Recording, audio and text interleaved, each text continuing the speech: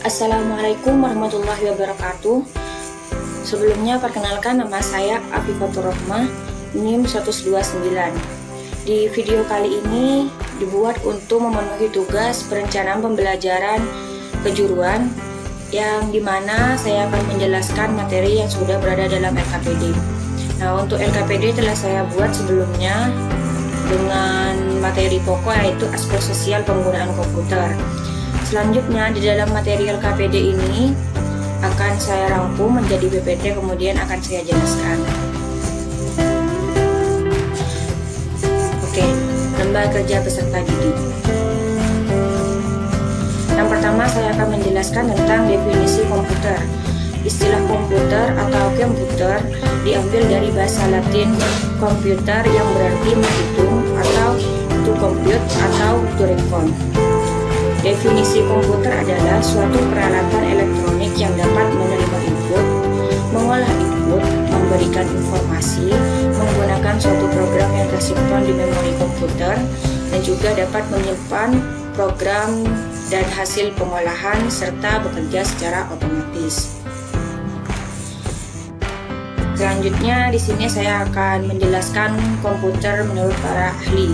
Di sini saya mengambil dua para ahli. Yang pertama ada Hemaker.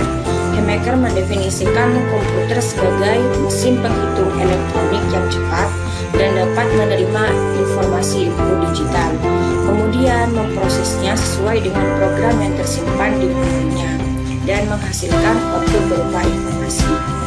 Yang kedua yaitu menurut ahli Blismer pada tahun 1985. Menurut Blismer 1985, komputer adalah suatu alat elektronik yang mampu melakukan beberapa tugas, yaitu menerima input, memproses input sesuai dengan instruksi yang diberikan, menyimpan perintah-perintah dan hasil pengolahannya, serta menyediakan output dalam bentuk informasi. Nah, kemudian di sini saya akan menjelaskan tentang tujuan sistem komputer. Apa sih tujuan sistem komputer itu? Nah, untuk tujuan pokok dari sistem komputer adalah mengolah data untuk menghasilkan informasi, sehingga perlu didukung oleh elemen-elemen yang terdiri dari perangkat keras atau hardware dan perangkat lunak atau software dan brainware. Nah, selanjutnya di sini saya akan menjelaskan tentang definisi hardware dan software. Nah, hardware atau perangkat keras adalah peralatan komputer itu sendiri. Sedangkan perangkat lunak adalah program yang berisi perintah-perintah untuk melakukan proses tertentu. Kemudian brainware adalah manusia yang terlibat di dalam mengoperasikan serta mengatur sistem komputer. Nah, jadi untuk perangkat keras ini yang memang sudah terletak di laptopnya atau di peralatan komputer, entah itu laptop, komputer, atau teknologi lainnya. Kemudian software ini adalah perangkat lunak yang programnya itu berisi perintah-perintah seperti aplikasi atau dan lain-lainnya. Dan kemudian brainware ini seperti kita yang menggunakan, kita yang mengoperasikan, kemana jalannya komputer tersebut, ingin apa kita, itu yang dinamakan brainware. Selanjutnya di sini saya akan menjelaskan tentang definisi aspek sosial. Nah, untuk aspek sosial sendiri itu merupakan hasil aktivitas hubungan manusia dengan alam sekitarnya. Salah satu bentuknya adalah penindasan. Penindasan adalah suatu kekerasan, ancaman, atau paksaan yang dilakukan seseorang kepada orang lain yang melibatkan ketidakseimbangan kekuasaan sosial atau orang lain. Nah, di sini saya mengambil tema yaitu aspek sosial penggunaan komputer.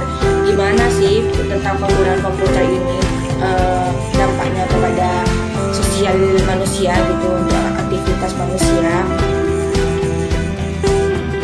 Nah, kemudian di sini saya akan menjelaskan tentang aspek sosial dalam penggunaan komputer. Komputer atau internet merupakan hal yang penting bagi manusia di masa kini. Manusia menggunakan komputer dalam berbagai kehidupan, baik dalam ilmu pengetahuan, pendidikan, bahkan dalam aspek sosial. Keterkaitan kaitan manusia dengan komputer sudah sangat mengglobal. Karena menggunakan komputer kita dapat mengakses beberapa situs dari seluruh dunia.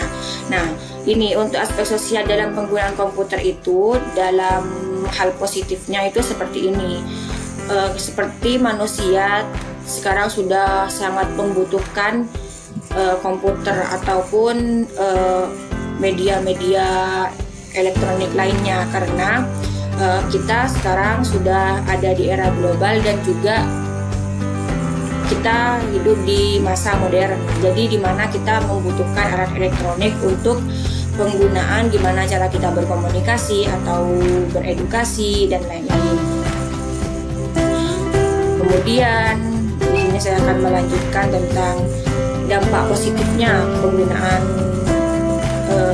komputer pada aspek sosial. Kemajuan teknologi komunikasi yang cepat dapat mempermudah komunikasi antar manusia dari suatu tempat ke tempat yang lain. Nah, ini mempermudah manusia untuk berkomunikasi dengan manusia lainnya. Kemudian yang kedua, sosialisasi kebijakan pemerintah dapat lebih cepat disampaikan kepada masyarakat. Ketika ada apa-apa di tentang negara kita atau ada pemerintah sedang menyampaikan apa-apa, itu mudah terserap oleh masyarakat. Kemudian kita bisa mengelola dengan baik gitu. Dan kemudian informasi yang ada di masyarakat dapat langsung dipublikasikan dan diterima oleh masyarakat. Nah, itu seperti kita membutuhkan apa saja atau kita ingin publish apa yang kita inginkan, itu bisa mudah dilihat oleh orang lain gitu. Itu dampak positif dengan penggunaan komputer pada aspek sosial kita. Selanjutnya di sini saya akan menjelaskan dampak negatifnya. Nah, di sini di dalam penggunaan komputer ini juga ada dampak negatifnya. Yang dimana yang pertama ada, dengan makin pesatnya komunikasi membuat bentuk komunikasi berubah, yang asalnya face to face menjadi tidak. Hal ini dapat menyebabkan komunikasi yang awalnya kita bisa langsung ketemu, tapi sekarang sudah terhandle oleh penggunaan komputer atau elektronik lainnya. Jadi untuk bertemu dengan seseorang lebih mudah, akan tetapi untuk silaturahminya kita agak berkurang. Seseorang yang terus-menerus bergaul dengan komputer akan cenderung menjadi seseorang yang individualis. Nah, untuk penjelasan ini kita karena sudah memiliki komputer masing-masing ya di sini. Jadi untuk bertemu dengan teman-teman atau dengan keluarga itu kita sekedar menggunakan elektronik. Jadi kita kayak menjadi diri yang individualis gitu. Nah, kemudian dengan pesatnya teknologi informasi, baik internet maupun media lainnya, membuat peluang masuknya hal-hal yang berbau pornografi, pornoaksi maupun kekerasan makin mudah. Nah, itu juga untuk anak-anak muda zaman sekarang itu kan di elektronik ini canggih dan modern gitu. Jadi takutnya digunakan yang tidak jelas oleh anak di bawah umur gitu. Kemudian interaksi anak dan komputer yang bersifat satu orang menghadap suatu mesin mengakibatkan anak menjadi tidak cerdas secara sosial. Dan yang terakhir, kemerosotan moral di kalangan warga masyarakat, khususnya di kalangan remaja dan pelajar. Kemajuan kehidupan ekonomi yang terlalu menekankan pada upaya pemenuhan berbagai keinginan material telah menyebabkan sebagian warga masyarakat menjadi kaya dalam materi tetapi miskin dalam rohani. Dimana kita itu kayak memaksakan kehendak untuk mempunyai elektronik agar kita menjadi mudah untuk belajar untuk apa akan tetapi itu kayak rohaninya kita itu berkurang gitu, ke adabnya kita bagaimana kita seharusnya menghadapi sesama manusia itu berkurang gitu.